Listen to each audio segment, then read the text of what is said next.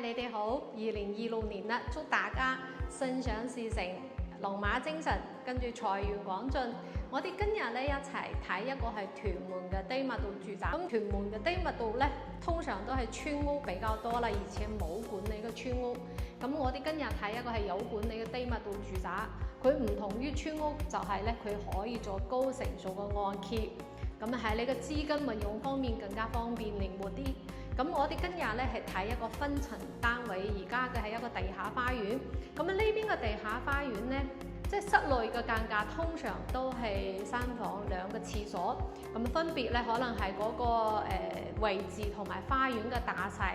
咁我今日睇呢個咧個花園咧有前後花園，同埋個花園面積都非常之大。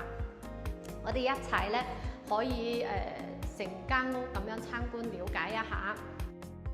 欣翠豪庭於2003年開始落成，有123座洋房，其中25個為獨立屋，設有小型會所，有桌球室、乒乓球室、兒童遊戲室、健康舞室、多用途活動室等。戶外設有泳池及網球場，另設有住戶專車接駁港鐵兆康站及去屯門市廣場。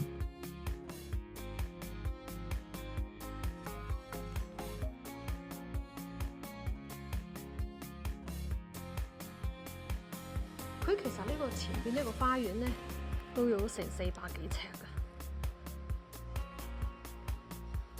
睇下個廚房優自然啦，咁啊櫥櫃全部都四正，睇到呢度洗衣機、雪櫃。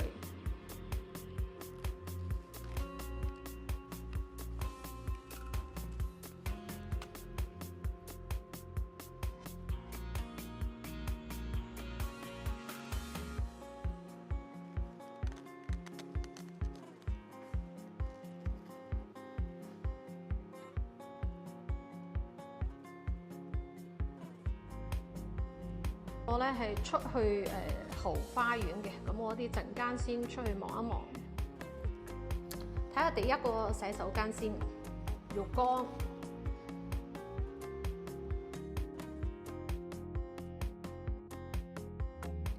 呢個係個主人房，主人房咧要差唔多160尺㗎，所以擺咧就真係3面落牆啊！你點樣擺都安排得到。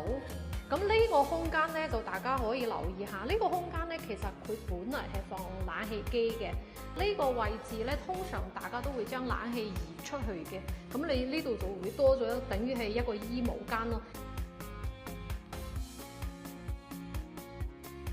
呢個係主人廁所。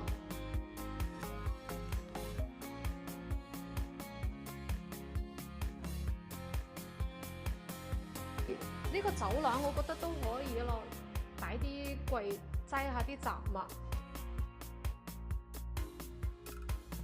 出嚟花園咧，你就會見到佢將個冷氣就移咗出嚟花園度。其實咁樣咧，入邊多個儲物空間啦，同埋呢度散熱好似仲好打理啲，換機都方便啲。咁呢個花園咧呢個係後花園，哇，有成1300幾尺。咁佢咧就全部鋪咗石，咁呢種就你會覺得好方便打理嘅。同埋後花園，我覺得呢邊望出去係屬於私密度比較上高嘅。屋苑我覺得佢好正嘅就係咧，佢呢啲咧係屬於一梯一個單位。你好，我哋頭先咧睇咗一個係欣翠豪庭嘅地下連花園嘅單位，咁我哋而家咧係睇一個1樓單位嘅。咁1樓單位咧，佢通常都會有一個200尺左右嘅平台。咁呢個平台咧係唔包括喺實用面積入邊嘅，即係因為佢呢個單位咧就實用面積咧係589尺嘅。咁另外加咗一個205尺嘅平台，同埋咧仲送埋一個冷氣機房，因為呢個冷氣機房咧都唔包括喺嗰個實用面積之內嘅。咁講緊都係500幾萬。咁其實你計翻，如果成間屋嗰個實用面積嘅嗰個尺價咧，都係9000幾蚊一尺。咁另外你又有咁大嘅平台空間，同埋多一個衣帽間，咁可以考慮下，大家可以睇一睇。入門口咧就完全冇嘥到走廊位，成個廳咧就一眼望晒。咁個空間嚟講咧，佢連住出邊平台嘅落地玻璃趟門。咁我哋睇下呢個平台先，呢個平台咧有205尺嘅。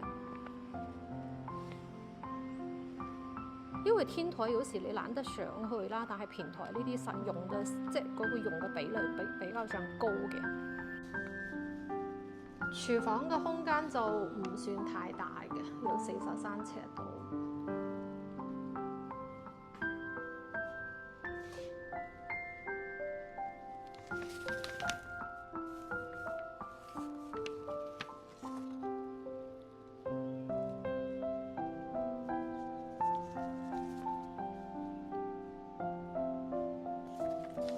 呢個係第一間水房。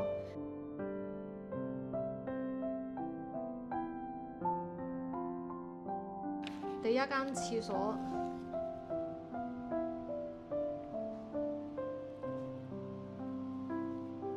係浴缸設計。你睇下呢個係主人房，主人房個空間就好夠嘅，有160尺左右。3面臥牆啦，衣櫃、書台乜都擺得落。呢個位置可以留意下，呢個其實就係之前咧就係擺冷氣，即係幾部冷氣機嘅位置。咁通常都會移出去噶啦。做嘅衣帽間都好好用嘅。呢個係主人房套廁。咁其實如果你喺屯門區咧，2房2個廁所呢啲間隔反而唔容易揾。冠豐園就有，因為通常有2個廁所咧，點都3房噶啦。所以如果你真係需要2個廁所嘅咧，呢種間隔亦都我都醒唔起，好似除咗冠豐園仲有邊度有咧？呢度同冠豐園一下子都醒唔起，好似仲有個屋苑有嘅，但係唔記得咗叫咩名。呢邊都係望翻自己遠景咯。好有興趣嘅話咧，可以現場嚟參觀一下。